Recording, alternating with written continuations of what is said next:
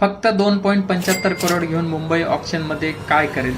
तर ते म्हणतात ना, am I doing am I things. तर याचा पुन्हा एकदा उदाहरण आपल्यासमोर त्यांनी ठेवलंय. कारण ऑप्शनच्या आधी शार्दूल ठाकूर, शरपेन रुदरफोर्ड आणि मयंक मार्कंडे यांना टीममध्ये घेऊन मुंबईने मोठा गेम केलाय. तर या ट्रेडमुळे त्यांच्या 3 समस्या दूर झाल्या.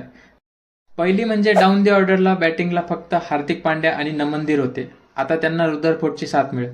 आणि दुसरी म्हणजे दीपक चहरच्या सततच्या इंजुरीमुळे त्यांना एक स्ट्रॉंग बॅकअपची गरज होती. तर ती शार्दूलच्या एंट्रीने पूर्ण झाली आहे.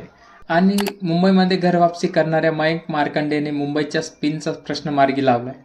तर बाकीची टीम एकदम सॉर्टेड दिसत आहे. तर बॅटिंगमध्ये रोहित शर्मा, सातिला रिकल्टन, त्यानंतर तिलक वर्मा, सूर्यकुमार यादव, नमनदीर, हार्दिक पांड्या आणि आता रुदरफोर्ड.